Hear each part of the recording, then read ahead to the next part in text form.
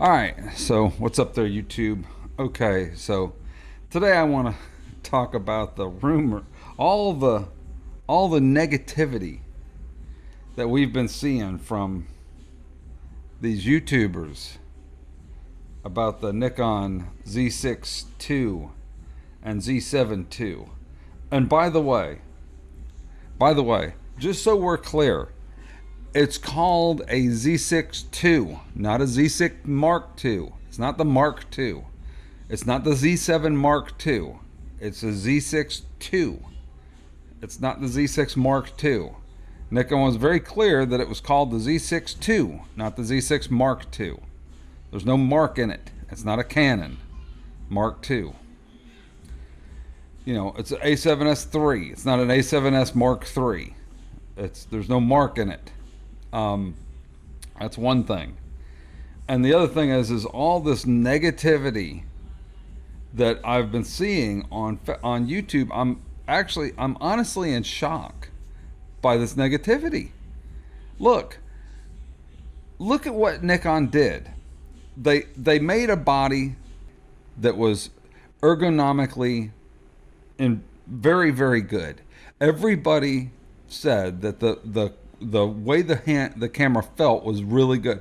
Could be a little bit longer. It's a little bit short, but the grip was perfect, just like a DSLR. The button layout, everything is in the right place. It's very comfortable. The two buttons by the lens is a very handy thing. It's a nice feature. It's a camera. The Z cameras are designed with the photographer and videographer in mind. The only thing they lacked on the videographer side as far as ergonomics and layout is the screen doesn't flip around. But other than that, everything else, the controls, the dials, the buttons, they're all in the right place, right?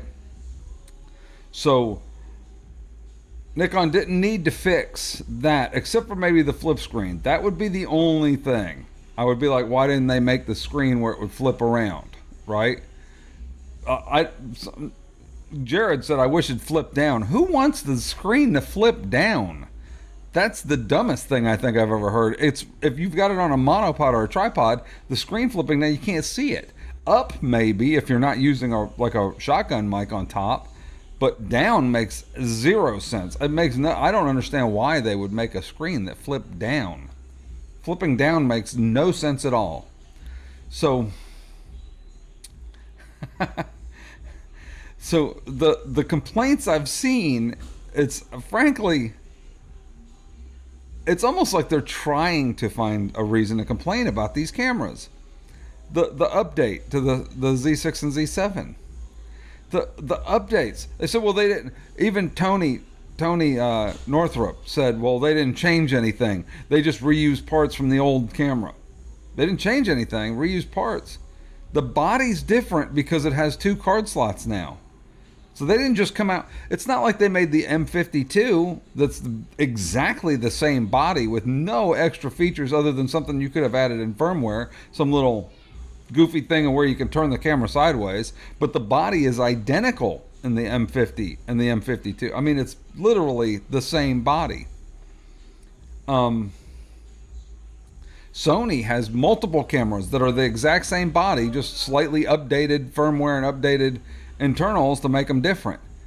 So Nikon everybody already said the body was great. The way the bodies are made are great. The ergonomics are perfect for a camera, like a photographer. So there's no reason to update the body to make the body different in some way. It's not a new camera. They're updates of existing cameras. We want the cameras to feel the same as our old cameras. We want the buttons to be in the same place. We want everything to be the same, right?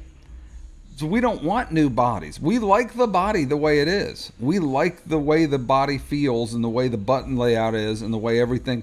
We don't want a goofy slide bar on the back like Canon did that one time. Ended up having reverted after people just hated the thing. It didn't make any sense.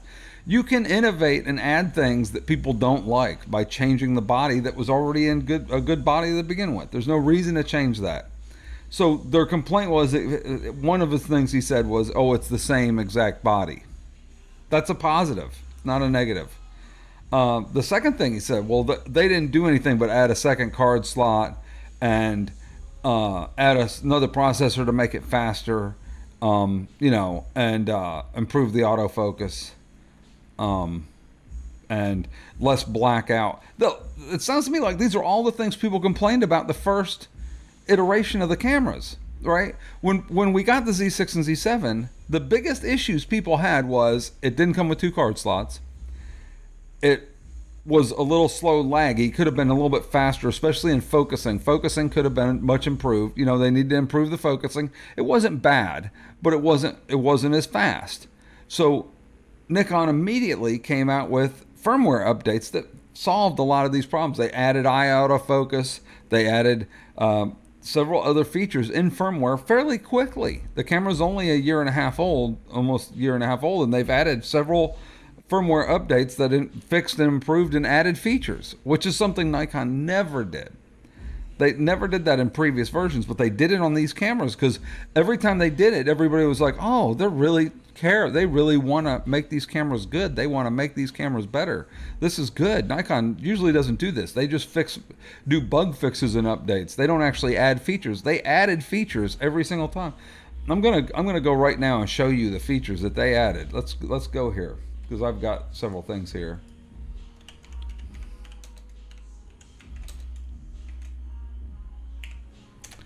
Let's just go Nikon USA, Nikon Z6 2470. Let's go to cameras, mirrorless cameras. We're going to go here and look at the Z series cameras. Z firmware. Let's go to Z firmware. Ever evolving. Okay. We're going to look here. I'm just now clicking. I'm doing this at the same time as you've seen it. This isn't new. I'm not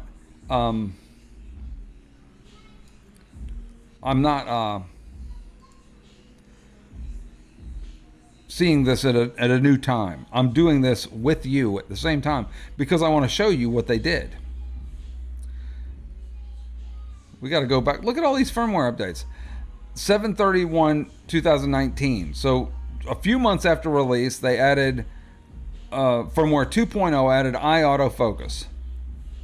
Introduces eye autofocus power, new focusing mode, which was not promised with the camera. When they released the camera, they didn't have eye autofocus. They added that 2.0. 2.1, 11/29. Look at all these firmware updates. IIF improved.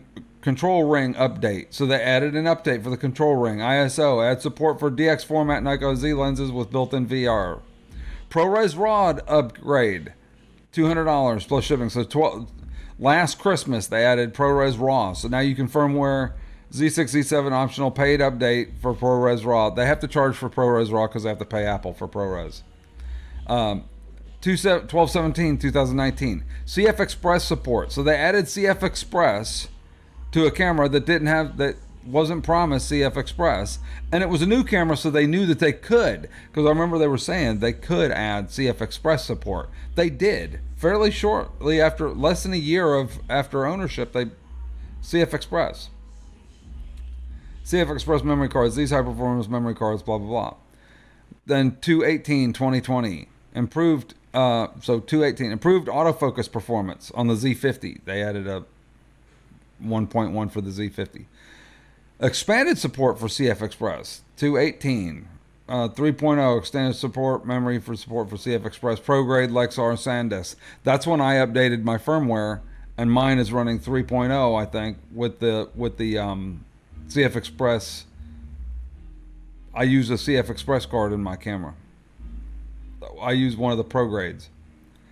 So support for Nikon 70-200 f2.0 VR S lens, improved subject tracking autofocus operation. When subject tracking initiated still image shooting AFC mode has been improved, so they improved autofocus 2/18. Animal detection autofocus. They added animal detection. This is Z50. NBN10 adjustments, minor adjustments to the NBN10 adjustments. See, I've got to update my firmware. autofocus fine-tune adjustments. So they've updated the firmware several times. Minor adjustments, auto AF fine-tune adjustments. So I have to update my firmware. I did have a notice came on my firmware. So they've improved the autofocus. But see, they've improved it, but they couldn't improve it that much because they didn't have the processing power to give you HDMI out like we're doing right now on this camera, to include, you know, raw out, to include autofocus improvements, and still be able to capture the footage, 4K footage to the card and all this stuff. It takes a lot of processing power to do all these things that they want to do. So in order to give you the processing power to make the autofocus even faster, to get rid of the blackout, which was a big complaint. One of the other big complaints was a lot of blackout. They're like, oh, look at all that blackout. That was a big complaint. Sony doesn't have all this blackout. Look at the Sony. Now look at the Nikon. Look at all this blackout. There was all these videos online about blackout. Boom. The new one, less blackout. They fixed the blackout by having a faster processor and 2 processors in there. They added a second processor inside the camera. Now let me explain some things here. So back when, I'm going to go some history with you, because there was another YouTuber that I follow that constantly brags about Canon being so innovative with their 5D Mark II and video and all this stuff. The 5D Mark II came out, I'm just going back here just because I want to have a little discussion about this. I was shooting video mainly at the time that the 5D Mark II came out, with video cameras, big video cameras. And I wanted that shallow depth of field that you got from a DSLR, because I saw the 5D Mark II footage and I was like, wow, look at that shallow depth of field you can get with a, you know, you can get that nice creamy background with a nice wide aperture lens. That's what I want. But the problem I had was the 5D Mark II was absolutely horrible to use for video when it came out. There was no flip screen. The screen on the back was hard to see in daylight. It had no autofocus. You couldn't adjust anything manually. When it came out, you could not adjust ISO or aperture or anything while you were recording. The audio was absolutely horrible. It was the worst audio. It just sounded like crackly junk mono, terrible. It had no autofocus. There was no autofocus on the 5D Mark II. And you had to record like 12-minute segments. You could record for 12 minutes and then the camera would turn off. You'd have to restart it. So you had to constantly sit there and baby it and play with it the whole time to record. And the files were humongous because they were just dumping the raw file. Whatever that that codec was just terrible. It was just a bad codec. It just filled the card real fast. You had to constantly swap out cards. It was horrible as from a user end perspective. It was just terrible. But the footage looked fantastic. So I thought, well, if you had something that had interchangeable lenses where you could put a fast lens on it, but it could act more like a video camera, that would be cool. And Panasonic beat the snot out of Canon 5D Mark II. The only thing Canon 5D Mark II beat the Panasonic GH1 on was a full frame sensor, so it was easier to get with like a f2.8 lens, the creamy background. But you could get a fast f1.0 lens or something like that, or f95 or something super fast, throw it on the GH1 and bam, now you had smooth creamy background and it looked great. And it had full autofocus during video recording. It had focus tracking during auto. You could track a subject during video recording. You could adjust all the settings during auto recording. There was unlimited timeline. You could hit record and walk away from the camera. You didn't have to sit there and baby it. You could put the camera on a tripod, hit record, and walk away from the camera and go shoot with another camera. You didn't have to sit there with the stupid thing like the Canon. It had a flippy screen that flipped around. The audio was 1,000 times better. The audio on the 5D Mark II was completely unusable. There's no way anybody used that audio for thing. And anybody wants to try recording with it now and show me the audio clip, it's absolutely horrible. It was worse than on the Z6, and the Z6 needs better preamps. The audio preamps, hopefully they kind of fix those. I don't know if they did anything to the audio. I didn't see anything about that, but we'll see on the Z6 II. But anyway, Audio was absolutely terrible. It was mono. It sounded like crap. I think it might have been stereo, but it was just really bad. The GH1 had two microphones on top of the camera facing up, so it wasn't picking up the lens as much. It had a microphone and a headphone jack. You pop it in, you could actually record decent audio. The audio sounded really good on the GH1, and the camera was a quarter of the price. So the Panasonic beat the snot out of it with the GH1, and then the GH1 was only held back by the AVC HD codec being at a low bit rate, like 17 megabytes a second. But that was quickly remedied too, because people started coming on the forums and saying, hey, we can hack the firmware. And there was a guy called something 13. There was a guy that was in the DVX user forum that said, hey, he was a German or something. He had found a way to hack the firmware, and you could load up a different firmware in the camera that would unlock higher bit rates. You could set the bit rate. He came out with Tester 13. You could do set the bit rate higher. You could do all this other stuff with the camera, and it completely unlocked the camera, made it even much more better. It made the quality better. It made everything better, and you had all this different adjustments, all this different stuff you could do to the camera easily with just a firmware update on the card.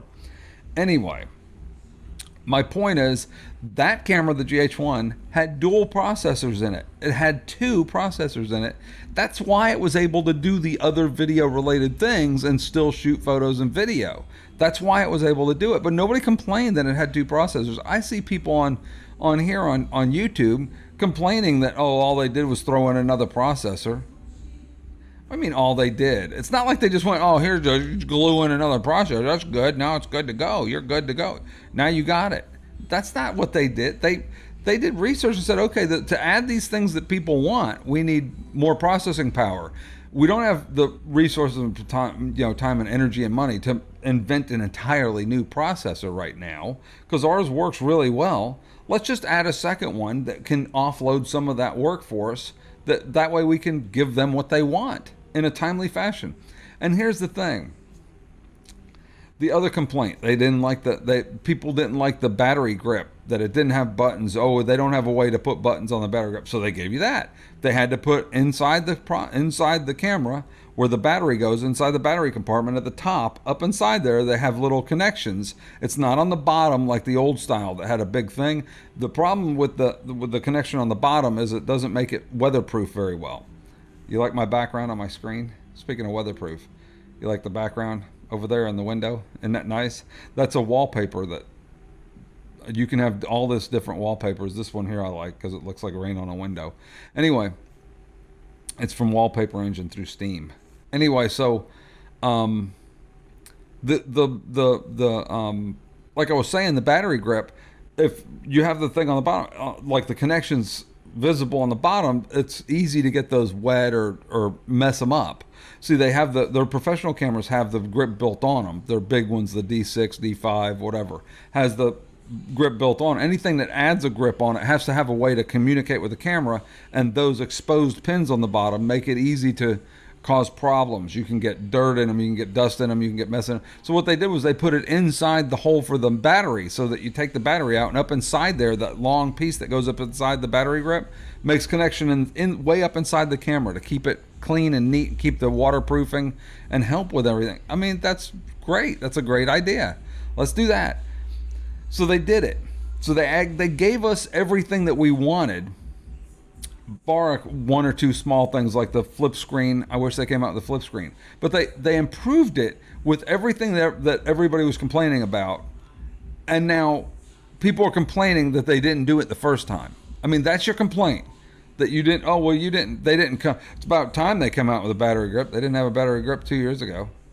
Yeah, and that was the complaint. So they came out with one and came out with a new camera that's the updated version that has the battery grip. And the point I'm trying to make here that's absolutely ridiculous is it's the exact same price that the first one was when it launched. The camera's $2,000. They didn't raise the price. It's the same price. You know? If anything, existing owners should be a little bit irritated because their cameras came down in price shortly after launch. And I bought this one. I bought one of them, one of my two, when it came out, I pre-ordered it and paid full price for whatever the price was at launch. And then a few months later, I bought the second one at the discounted price. They came a couple $100 less. I think I paid $1,700 for the second one. First one was like $2,000. The second one was like 17. So 1,800, 1,799 or something, 18. So it was a couple $100 less. So, but if anything, the people that just bought one of those like 3 months ago or so would be irritated because they paid just $200 less, and you know the new one's going to drop down a couple $100 in a few months because the first one did. That would be the only complaint I could see somebody having. This whole ridiculous attacking them over not innovating enough, or not, they don't need to innovate. They already innovated. The camera's already fantastic. It's already an amazing camera. They're already fantastic cameras. I use my Z6s for photo and video, and I love them. The only thing I wish is that it would focus a little bit faster. 4K 60p would be nice, and I'll take it with the DX crop. That would be nice to have.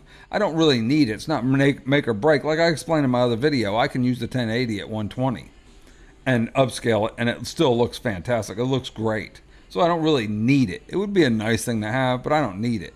But I would, if they said, well, here's the choices. You can either have 4K at 60, or we can make the autofocus, eye autofocus in video, and make autofocus better. I would say do the autofocus. That'd be the first thing I'd say. We'll do the autofocus. If between those two things, easily the autofocus, because the 4K 60 isn't a make or break deal. It'd be nice to have, but it's not the end of the world for the thing. It seems to me they added features, charged the same in an updated camera. They charged the same price. They updated the camera, added everything that, most of the things, 99% of the things people wanted, and people are still complaining. People like Fro and Tony. I mean, it makes no sense. Why are you complaining about a camera that they added everything you wanted? You just can't please people. It's annoying. It's irritating to watch on here. And I don't know if they're doing it for hits, if they're doing it for what. They don't even have the camera in their hands, and they're already bitching about everything about it. It's ridiculous. I'm going to be one that stands up and doesn't bitch about it and says, hey, this camera's fantastic the way it is. It's one of my favorite cameras I've ever owned. I own two of them. I wouldn't buy two cameras that I didn't like. I love them. It's a fantastic camera. I like shooting video on them. I like shooting photos on them. I think they're fantastic cameras. The only things I would update was another card slot that they updated, faster autofocus that they updated, less blackout that they updated. I don't want the buttons on the battery grip because I don't use them. I already explained that. I don't care about those stupid buttons. In fact, they get in my way. I'd rather turn the camera sideways. They go, oh, you look silly, turn the camera sideways. No, you don't. Who cares what you look like? It's faster for me to just turn the camera and shoot my portraits with my hand up like this, with my hand on the lens. I got the camera like this. I flip it up. I take the picture. I have no problem with that. I like to do that. I like shooting like that. I have another camera with a battery grip with buttons, and I still turn it sideways like that because I like shooting it like that. You don't like shooting it like that? Great. Buy that $400 battery grip. I'm not going to force you to do it. It's great that you have the option to do it. You know, I don't care if you have the option to do it. That's great. Go do it. Go get that battery grip, even if it was $200 or $100. Go get it and shoot like that. I'm sure there'll be knockoffs like there was for all the other ones that came out later, and they had different knockoffs for the battery grips. Great. But Nikon is not dying. It's ridiculous. Why do they even say that? It's ridiculous. The camera is a fantastic camera. It's one of the best cameras I've ever owned. How could they possibly be dying? That's ridiculous. Oh, because they didn't add 4K. Oh, I know. Because they didn't add 8K that overheats, that you can't use. They didn't add 4K. There was who was it? I think it was that Nikon guy. Yeah, he just made a video talking about shooting with the Canon R5 or R6, one of the Canons, and they were shooting 4K at 120. And he said he picked the Sony over the Canon because the Sony didn't overheat. The Canon, they had to overheat. They had to keep taking it. It would shoot for 5 minutes, and he'd have to let it cool off. Way to go. That's fantastic. You've added innovation to make it useless. Not useless, but you cannot use the camera if it's overheating all the time. I've shot with this Z6, these two, both of them, out on the beach in 90-degree weather. I shot a wedding and let the cameras roll and they recorded 30 minutes at a time, and it never overheated. Just let it roll and heat in the direct sunlight. So there's no overheating issues with the Nikons. None. It doesn't overheat.